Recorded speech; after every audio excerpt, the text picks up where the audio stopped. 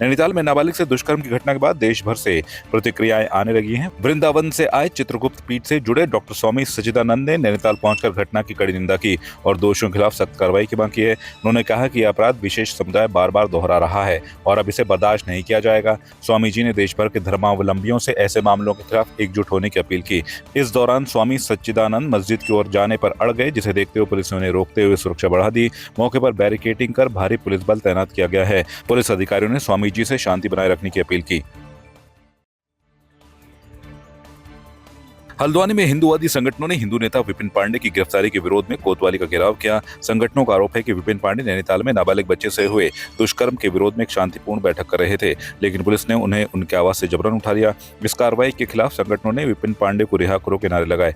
वहीं नगर निगम ने सभी फल व्यापारियों को अपने नाम की पट्टी लगाने के निर्देश दिए थे, लेकिन संगठनों का कहना है कि मुस्लिम व्यापारियों ने अब तक इसका पालन नहीं किया है। उन्होंने मांग की कि ऐसे व्यापारियों पर जल्द कार्रवाई हो। नगर आयुक्त ऋचा सिंह ने आश्वासन दिया कि सभी व्यापारियों का सत्यापन किया जाएगा और नियमों का उल्लंघन करने वालों पर सख्त कार्रवाई की जाएगी।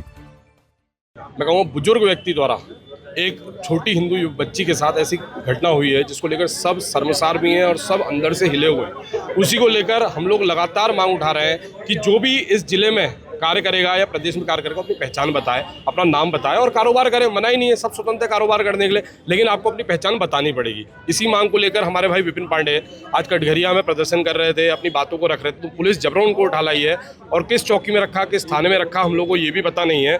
तो सारे हिंदू संगठन हम सब लोग एकत्र हुए हैं और हमारी पहली मांग ये है कि वो उनको रिहा करे, तुरंत उनको छोड़े। और दूसरा, MNA, सिटी मजिस्ट्रेट, SDM, प्रशासन, शासन सबसे मांग है कि अपना नाम अपने वो नाम पट पे लिखें, कौन कौन सी दुकान चला रहा है बताएं। हम कह रहे हैं अगर वो कट्टर हैं तो अपने व्यापार में भी कट्टर रहें। एक तरफ हमारे माननीय मुख्यमंत्री जी अवैध मजार मदरसों के लिए एक्शन में है और दूसरी तरफ यहाँ हिंदू अपनी आवाज उठाने में भी जेल जा रहा है। तो सबको लेकर हम लोग आए हैं और जब तक हमारी चीज़ें पूरी नहीं होंगी हम लोग यहाँ से जाएंगे नहीं। अब हम हिंदू लोग अपने स्थानीय क्षेत्र में जागरूकता फैलाने के लिए शांतिपूर्ण तरीके से बैठक कर रहे हैं। उसमें भी प्रशासन तानाशाही रवैया, हमें अपराधियों की तरह गाड़ियों में भर भर कर ऐसे कोतवाली थाने लाया जा रहा है। इसी के विरोध में हम लोग सारे हिंदूवादी यहाँ एकत्रित हुए हैं कि तत्काल प्रभाव से जिस हिंदुओं को जो ये अपराधियों की तरह लेके आए इनको छोड़ें। देखिए, कल जो घटना हुई वो वास्तव में बहुत दुर्भाग्यपूर्ण घटना हुई और सरकार ने तुरंत एक्शन लिया।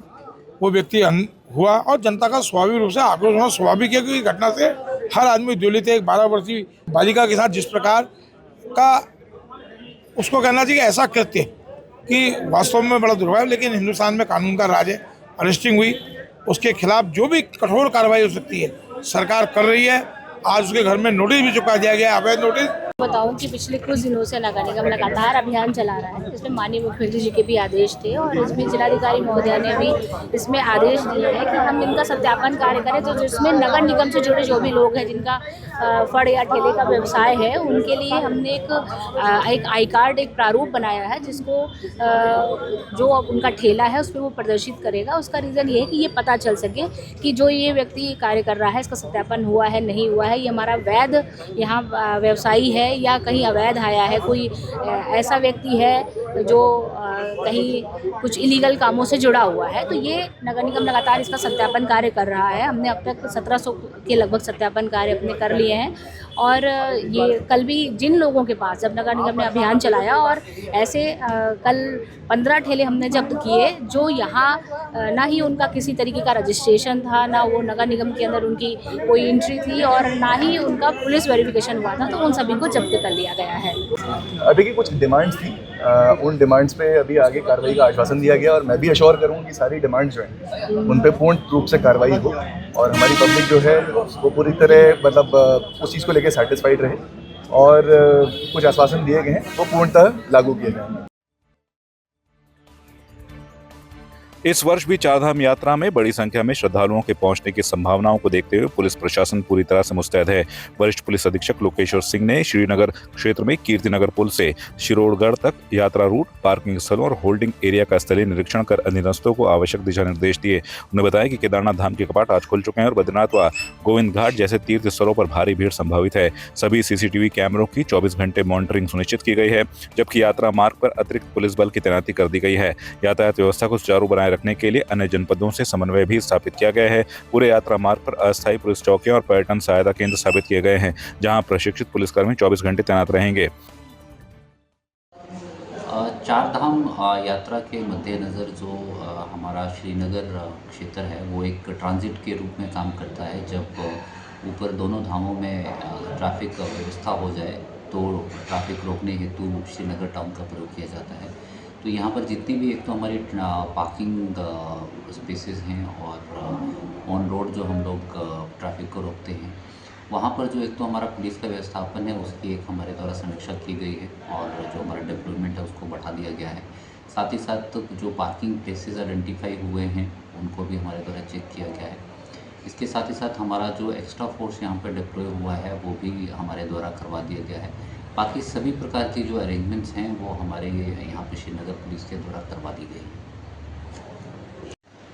देखिए, चार धाम यात्रा क्योंकि संपूर्ण राज्य की जिम्मेदारी है और सभी डिस्ट्रिक्ट को एक साथ मिलकर इसमें कार्य करना है। हमारे जितने नेबरिंग डिस्ट्रिक्ट्स हैं, हमारा जो नीचे की ओर से ट्रैफिक आ रहा है और ऊपर कितना ट्रैफिक जा रहा है उसकी पूरी संख्यात्मक विवरण भी हम लोग नोट कर रहे हैं और उसको हम लोग अन्य ज़िलों के साथ भी शेयर कर रहे हैं ताकि जो लाइव अपडेट है कि कितना यात्री हमारा ऊपर की ओर जा रहा है और कितना नीचे से आ रहा है, वो सब हम लोग एक दूसरे के साथ कोऑर्डिनेट करते हुए इस यात्रा को बेहतर बनाने का जो कार्य है वो हमारी श्रीनगर पुलिस के द्वारा किया जा रहा है।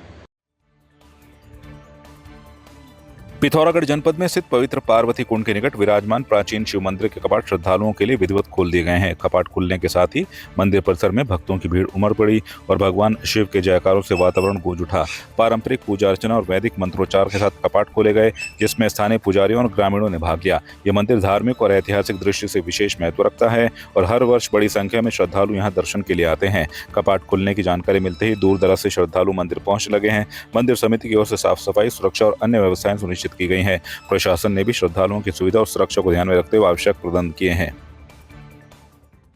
आपकी इस पर क्या राय है, हमें कमेंट कर जरूर बताएं।